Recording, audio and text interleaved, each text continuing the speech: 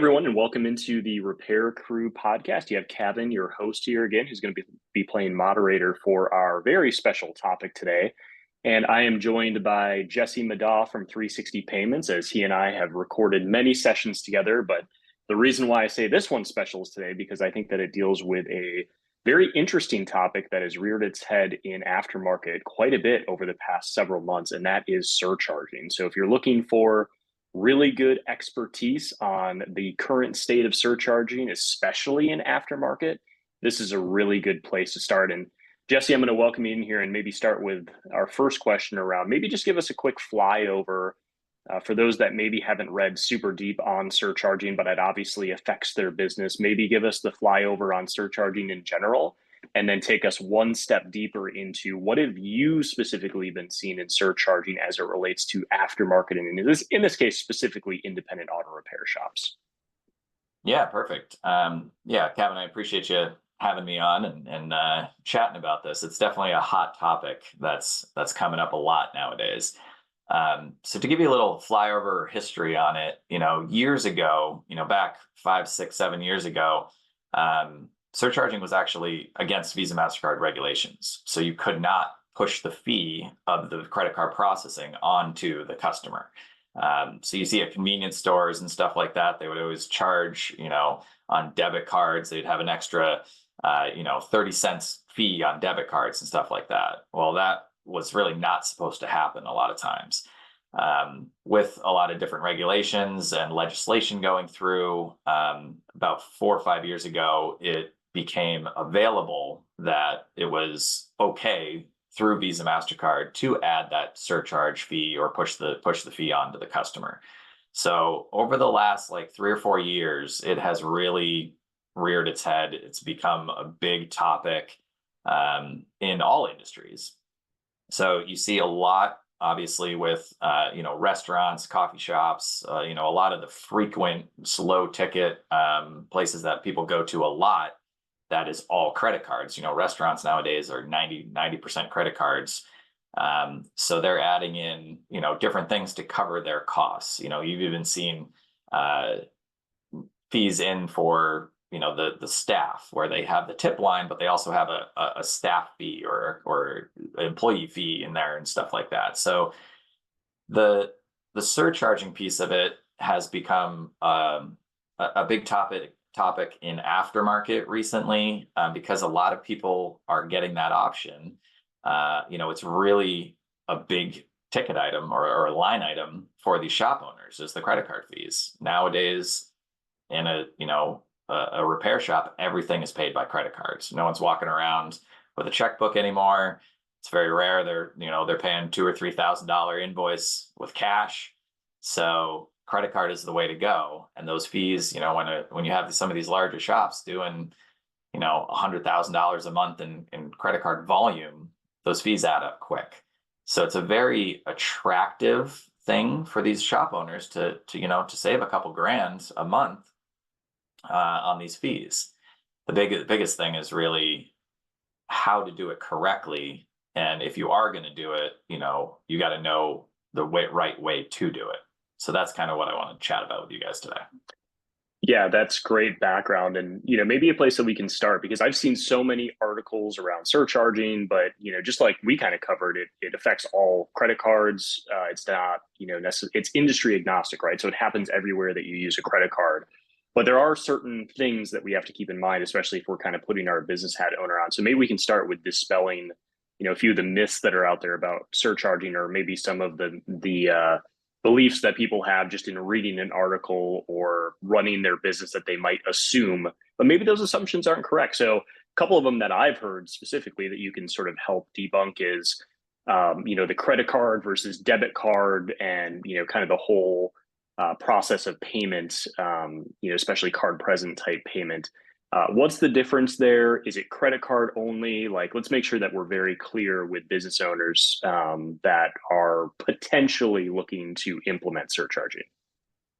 Yeah, and that's the perfect place to go is how do you do surcharging compliant with Visa MasterCard regulations?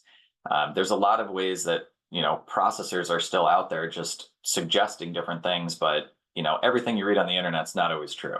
So the easiest way that I've seen out there that people are just saying, okay, I want to make up for my fees for credit card processing. I'm just going to add a line item to the invoice that says convenience fee, throw 3.5% on there and call it a day. And that used to work, but again, it's, the regulations have changed. When they first started the surcharging, it was up to 4% that you could push back onto the customer. Now they've, as of April of last year, they reduced that down to 3%. But there's still a lot of businesses out there that have 3.5% as their surcharge, and they just have had it there for so long and they haven't changed it. And so technically that's out of compliance with Visa and MasterCard. The other big piece is you're not allowed to surcharge on debit cards or prepaid cards, like gift cards or anything like that. So just having that line item on your invoice, you're going to have no idea if a customer puts a debit card into that terminal, and that's not just PIN debit, that's using a debit card, whether it's credit or debit. So if the customer is putting in their own credit card, you have no idea what card is in their hand. If they run a debit card and you add that surcharge on there, again, you're out of compliance with Visa and MasterCard. One of the biggest things that they started doing last year, because there are so many businesses that are just, it's the Wild West. They're out there charging whatever they want to their customers. Visa hired like 100,000 secret shoppers, and they are out there shopping with debit cards. And if you surcharge them on that transaction, they can fine you. They can report it to Visa and MasterCard, and Visa and MasterCard, I think the minimum fine is like $5,000. So right off the bat, you're putting your business at risk if you're not doing it the correct way. So perfect. And kind of what I'm hearing from you is there's definitely some expertise and some knowledge needing to be kept up on, because it seems like some of those regulations can sort of change sometimes without warning, or sometimes in the lead up to. So it's really important to make sure that businesses are aware of their specific implications, and obviously work with a payments partner that kind of knows this business, right? Especially as aftermarket, there's specific things. And to your point earlier, you can't simply just assume that you can do, kind of a flat service level or service fee type charge, just to change it with your machine or with your processor, and expect that to actually be within compliance. Like, that's a pretty big fine that people can potentially incur for not doing things the right way. So shifting a little bit more then into the software side of things, I think it'd be important for us, if we've sort of set the scene in terms of, what is surcharging? Why is it important? Why is it important to be compliant and follow the rules? Talk about it, obviously from the 360 side of things. What were the things that you all had to consider in your development for allowing surcharging? So if the business wants to go down that route and really incorporate it, what are some of the things that 360 specifically has opened up into their system, especially working with the shop management systems, right? Because if you're using a point of sale system, it's not only important for your processor to have that ability, but you have to make sure that it's integrated with your shop management system. So maybe a little bit of info on that to help set the scene for what this kind of launching point looks like. Yeah, absolutely. And that's one of the biggest things that, in the automotive market, why 360 has been, a big player there, is because we've integrated with a lot of the different shop management systems out there, and we're continuing to build products specifically for the shop owner to make it easier to get paid. So when the surcharging thing came up, we kind of rebuilt an entire gateway specifically for that. But the biggest thing that we did is made sure that it was compliant with all of Visa or MasterCard regulations. So the first thing is, I touched on debit cards. So with our integration, the terminals will automatically read the BIN number, which is just the first 6 digits of the card, and know if that's a debit card or a credit card. If it is a debit card and it gets inserted, it automatically sees that and it removes the surcharge. So from a shop standpoint, you guys just run your business the way you normally do, no matter what transaction or what card they're using for the transaction. If it is a debit card that they use, it just automatically removes the surcharge and charges the full amount. So, so it makes it easy that way. The other piece of the regulation is you need signage. You need to disclose the surcharging to your customer. So there needs to be a sign on the entrance of the shop. There needs to be signage at the desk or every checkout station you have available, showing or explaining that you do have a surcharge on credit cards and what that amount is. And then you do have to disclose that on the invoice, what that surcharge amount is. So we've worked with a lot of our partners to have that all integrated so that it's still the same process. You click a button in the shop management system, it lights up the credit card terminal that's customer facing. They put in their own card, they digitally sign on the screen. Like I said, if it's a debit card, it knows that not to surcharge on that transaction, but it's fully disclosed signage within the business. On the invoice that the customer leaves with, the surcharge is on there, so that it's meeting all the standards that Visa, MasterCard does. So if a secret shopper or anybody comes into your shop, you got it all covered.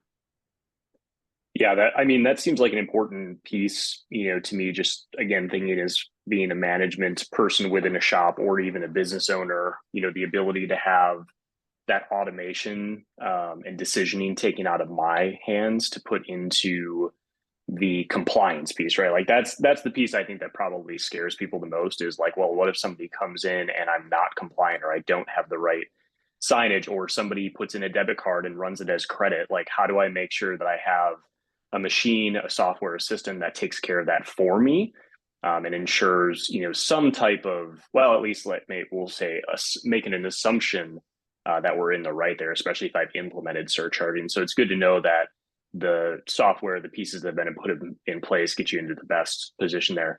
And just before we let you go, because I know you're a really busy guy, if I'm a shop owner today, I mean, you guys work with thousands upon thousands of auto repair shops. If I have not yet implemented surcharging, what's the first, let's just call it 2 steps that I can take to really get a sense of how it would be implemented within my business, right? Whether it's my software or a process.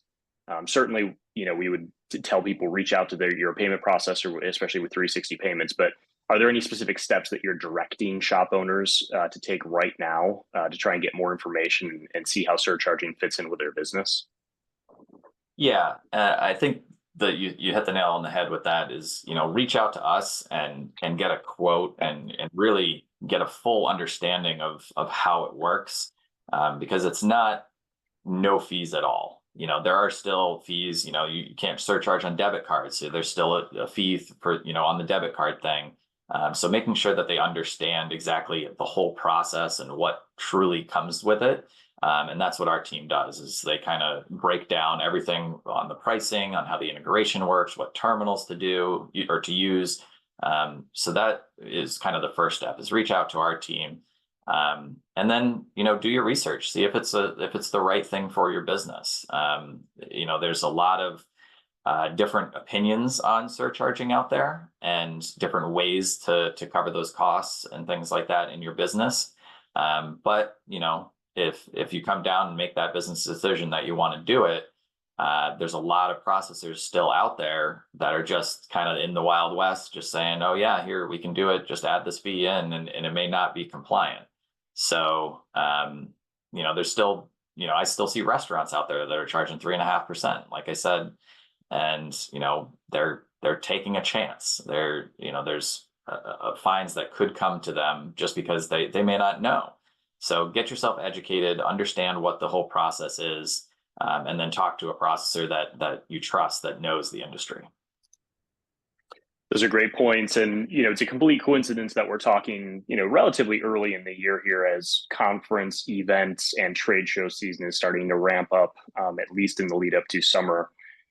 Will 360 be at any conferences in the next, several weeks to several months where people can stop by? Maybe they're already planning to attend one of these events and chat with you directly.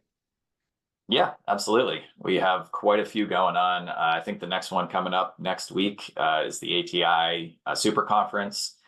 So we'll be there with all of the ATI crew, and then we have quite a few different events that we're all over the country for. It seems like there's always something going on, but that's the next one that we'll be at. That's great. Yeah. And I think that people appreciate, at least if they're traveling, like the ability to talk face to face with somebody. I know your team has stellar service and has been recognized as such, but sometimes it's nice to get out and about and also see, not only what's going on at 360 Payments, but literally walk across the aisle and see what's going on with the shop management systems that you integrate with too. So that's probably a Yeah. big win for people that plan to venture out to ATI, to Vision, some of these events that are going on. So perfect. We appreciate your time, Jesse, as always. If you have any questions, you can visit 360payments.com. You can reach out to Jesse directly. But surcharging continues to be a growing topic, and we got to make sure that you have all the information to be in compliance. So definitely make sure to reach out if you have any questions. Jesse, appreciate your time today. Yeah, appreciate the time as well, Kevin. Have a great one.